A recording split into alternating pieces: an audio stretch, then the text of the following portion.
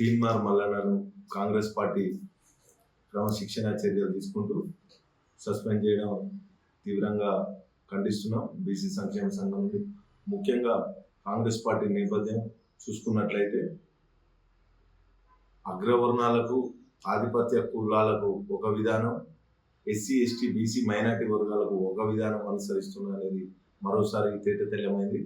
ముఖ్యంగా graduates MLC ఎన్నికల్లో తీన్మార్ మల్లన్న తన సొంత ఇమేజ్ తోటి, సొంత చరిష్మా తోటి విద్యార్థుల, నిరుద్యోగుల, పేద వర్గాల పట్ల పోరాటం చేసి సునాయాసంగా గెలవడం జరిగింది.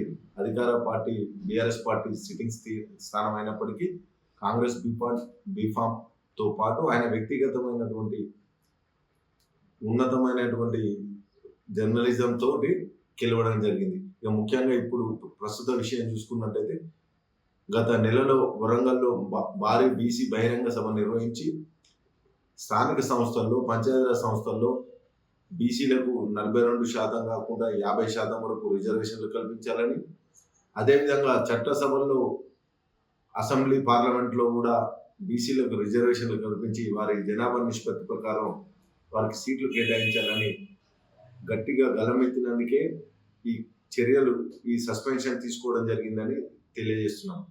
ముఖ్యంగా తీన్మార్ మల్లన్న సస్పెన్షన్ విషయంలో కాంగ్రెస్ పార్టీలో ఉన్నటువంటి బీసీ నాయకులు, బీసీ మేధావులు ఆలోచించాల్సిన సమయం ఆసన్నమైంది.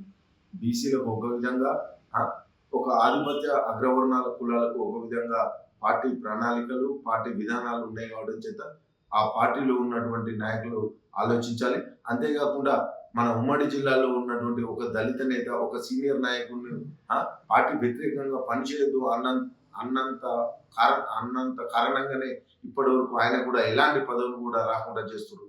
వీళ్ళందరికీ ఒక విధంగా, ఎస్సీ ఎస్టీ బీసీ మైనార్టీలకు ఒక విధంగా చూడడం చాలా శోచనీయం. దీన్ని అన్నింటినీ గమనించుకొని కాంగ్రెస్ పార్టీకి జెండాలు జేజేలు కొడుతున్నటువంటి బీసీ నాయకులు, బీసీ కార్యకర్తలు, బీసీ సబ్బండ వర్గాలు కూడా ఆలోచించుకొని ఈ విషయంలో త్వరలో బీసీ రాజకీయ పార్టీ అవతరించబోతుంది కావున వారు కాంగ్రెస్ పార్టీగా బీసీల దిక్కుంటారా అనేది ఆలోచించుకొని నిర్ణయం చేసుకోవాల్సిన సమయం ఆసన్నమైంది. కూనూరు శ్రీనివాస్ గౌడ్, బీసీ సంక్షేమ సంఘం. బీసీల నినాదం ఎత్తుకున్నందుకే తీన్మార్ మల్లన్నను సస్పెన్షన్ చేయడం జరిగిందని అర్థమవుతుంది. ఎందుకంటే కాంగ్రెస్ పార్టీ పని ఖతమైపోయిందని, పార్టీలు మారి వేరే పార్టీలు, వేరే జాతీయ పార్టీలకు పోయినటువంటి నాయకులకు కాంగ్రెస్ పార్టీ ఇక లేవదు, ఇక అధికారంలో రాదని విమర్శించినటువంటి వ్యక్తులను పిలిచి వారికి బిఫామ్లు ఇచ్చి ఎమ్మెల్యేలుగా, ఎంపీలుగా గెలిపించడం జరిగింది. అంతేకాకుండా కాంగ్రెస్ పార్టీ అభ్యర్థి ఉండగా కూడా కాంగ్రెస్ పార్టీ సీనియర్ నాయకులు వేరే పార్టీ అభ్యర్థులకు మద్దతు ఇస్తే కూడా కనీసం సోకాజ్ నోటీస్ ఇవ్వలేదు. అంతేకాకుండా ఒక తెలంగాణ ఉద్యమ నాయకుడు సీనియర్ నాయకుడిని చంపుతామని బెదిరించి ఫోన్ కాల్స్ చేసి వేరే వ్యక్తులతో ఫోన్లు చేపిస్తే కూడా మినిమం షోకాజ్ నోటీస్ ఇవ్వలేదు. అంతేకాకుండా పిసిసి చీఫ్ అధ్యక్ష పదవి రేవంత్ రెడ్డి గారు తీసుకున్నప్పుడు ఆయన డబ్బుల సంచులు ఢిల్లీకి మోసి టికెట్ పిసిసి చీఫ్ దక్కించుకుందని అందులో ఉన్న సీనియర్ నాయకులే, అగ్రవర్ణ నాయకులే విమర్శించారు. అప్పుడు ఎలాంటి చర్యలు తీసుకున్నటువంటి ఏఐసిసి కానీ, పిసిసి క్రమశిక్షణ సంఘం కానీ మినిమం నోటీస్ కూడా ఇవ్వలేదు.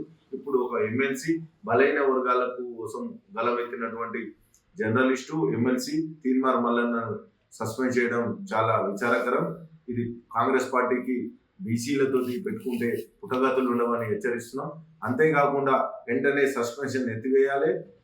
లేని పక్షంలో తీన్మార్ మల్లన్నతో పాటు ఇక్కడ ఉన్నటువంటి తెలంగాణ రాష్ట్రంలో ఉన్నటువంటి బడుగు బలహీన వర్గాలను, బీసీ నాయకులు అందరినీ కలుపుకొని తీన్మార్ మల్లన్న నాయకత్వంలో త్వరలో బీసీ రాజకీయ పార్టీ అవతరించబోతుందని హెచ్చరిస్తున్నాం కాంగ్రెస్ పార్టీ.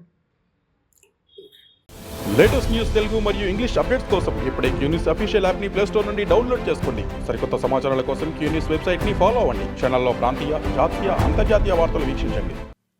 లైక్ చేయండి,